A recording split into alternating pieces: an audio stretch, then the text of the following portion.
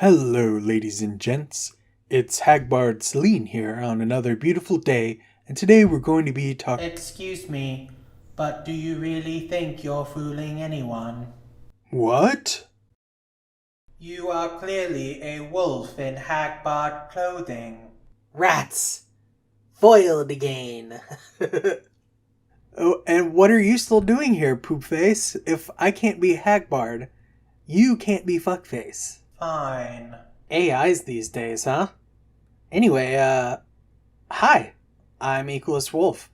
And before you get too worried, no, I didn't eat Hagbard so that I could steal his channel. No, apparently Hagbard cashed in some of his white male privilege so he could take a vacation, and so here we are.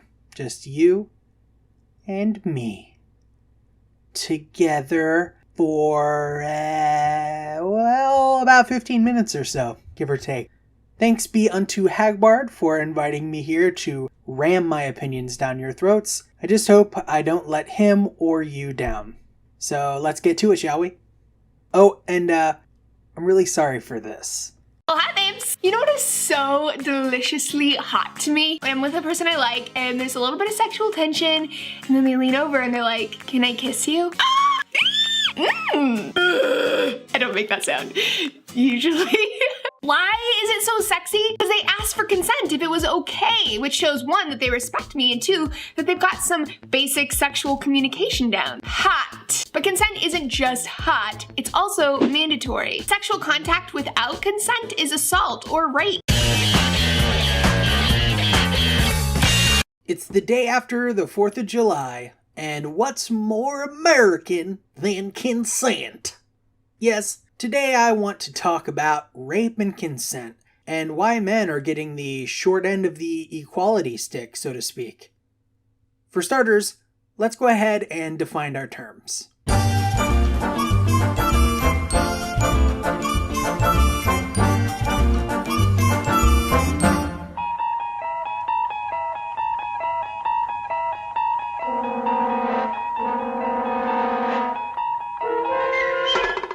If you were paying close attention, you may have noticed an ongoing theme there when it comes to rape.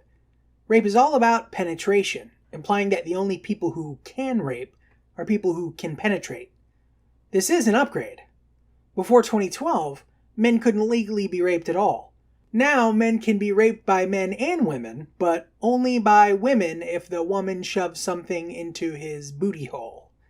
So still, the law doesn't acknowledge that a woman can tie down a man and jump onto his lap and rape him. Even though science has proven that a man can be aroused without actually being interested in having sex, the law remains. Why? Because feminism must maintain the illusion that only men can be rapists and that women are always the victims. So, I want to share something, and this may be super inappropriate for me to do, given the circumstances. Hagbard, I apologize in advance, but I probably will never get an audience like this again, and this is something I've been thinking about doing a video on for quite a while, and I don't know, it never felt right, and still it doesn't, but I'm just gonna go there. So, here it is. A long time ago, I was in a committed relationship with a nice girl, and we had gotten to that point where we were more or less living together. I mean, she stayed over at my place all the time. We slept in the same bed together. We were a committed, consensual relationship. We did it.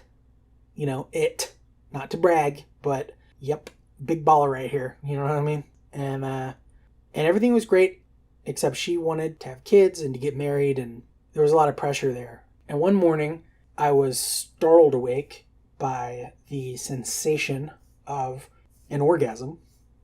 And when I opened my eyes, I saw her climbing off of me. And at the time, I felt violated. But I grew up in the same society that most of you did, so it was ingrained in me that men really couldn't be raped except by men. So that thought never really entered my mind. Not until much later in life. You know, she really wanted kids, and it was unprotected, and thank the gods above, right, that didn't happen. And I never told anybody this. Partially because, you know, when you're a guy and this thing happens and you're in a committed relationship and you just think, whatever, right? But I feel like it's important in this specific message, this specific video, because that is rape. I don't really care what the FBI defines rape as. When you violate someone like that, and I know that I'm not the only person that this has happened to. I know I'm not. But this is a story that you won't hear because we've been trained to think that we can't be raped, especially in those circumstances. And I didn't feel emotionally traumatized. I still don't feel emotionally traumatized. My defense mechanisms popped up too fast for that to ever be the case because of the way that I was civilized. And again, I apologize, Hagbard, if that's probably a bit much. You didn't think that this is what you were getting into, my friend. You had no idea. But, I don't know. This just got way too serious. The point is, fuck the legal definition. Fuck the double standard. Fuck the feminist propaganda that's specifically designed to allow women to claim that they are raped, but to keep men hidden in a dark hole when something like that happens. It's messed up. Wow, okay, moving on.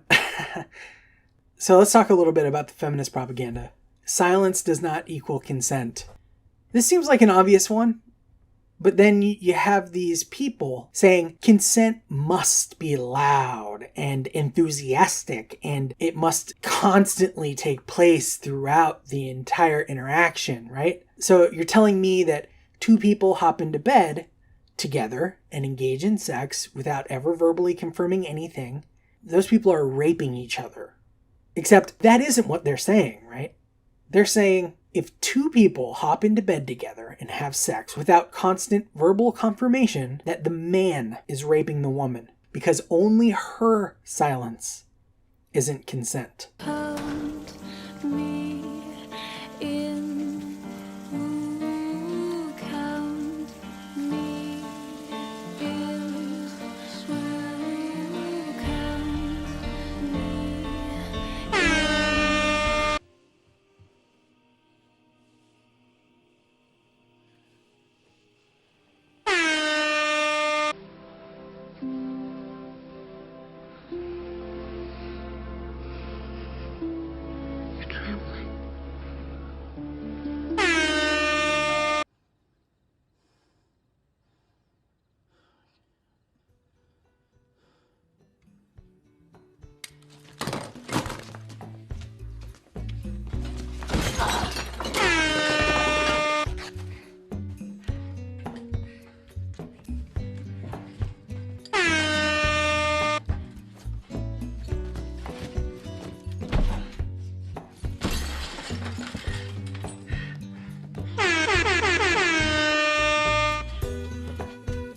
Tonight, in the window,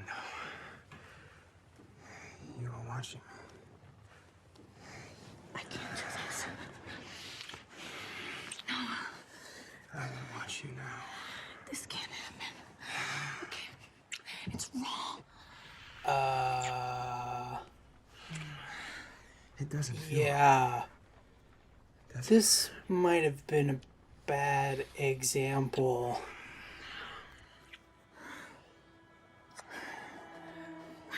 It feels. Oh my God. Knife. Yeah. Hey, can we shut this off?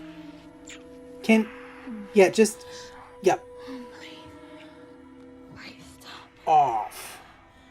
Yeah, off. Please. Just could you please turn it off?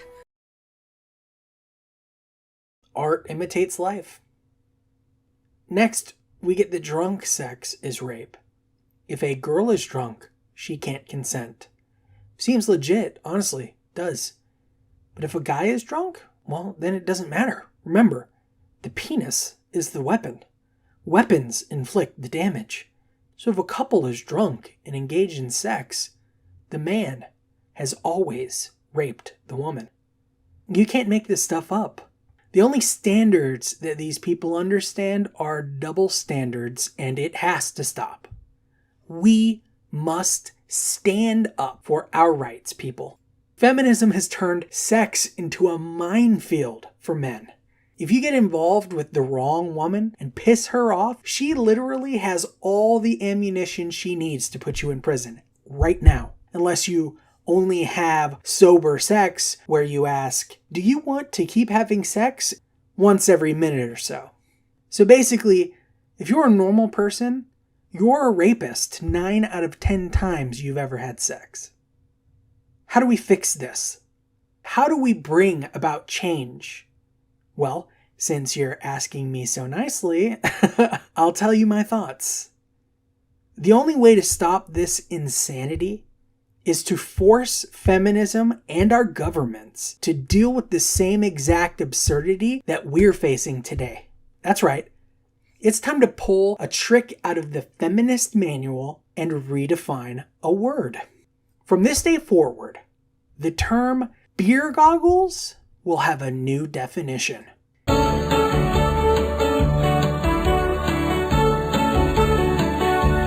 That's right. When you're drunk and a less than attractive girl approaches you at the bar, which they often do, your beer goggles have just detected a rapist. The first thing you should do is run. Run away as fast as you can. If you're too drunk to run, well, I'm sorry for the trauma you're about to undergo. When you wake up the next morning in bed with a girl you've never seen before, who you would never have bedded down were you not drunk, you've been raped. It is your moral responsibility to contact the police immediately. You may be asking, well, what if she was drunk too? That's a great question.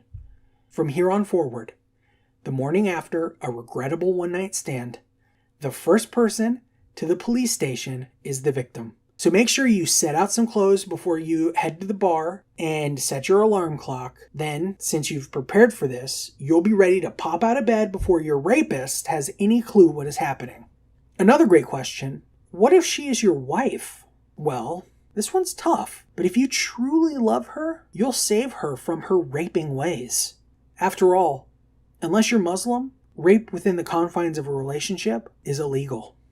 And remember, if you wait because you know that people never believe men when they've been raped, and you report the crime months or years later, you'll probably lose. It's shameful, but a victim's word isn't enough to convict someone of a crime. If it was, the prisons would be filled to the brim with women. In closing, and on a serious note, rape is a very serious crime. And were the state of consent in the West not so completely absurd, I wouldn't throw absurdity right back at it. It is insane that in this day and age, the only way a man can guarantee he won't end up in prison for rape is to be celibate. Until the laws change, I think, what the hell? Let's make a mockery of the whole damn situation, you know? Seriously, because what we're doing right now, it's not working. Thank you for watching. Thanks again to Hagbard for giving me this opportunity. I certainly hope that he didn't regret it too much. Keep supporting his channel and have an amazing day. Holla at you later.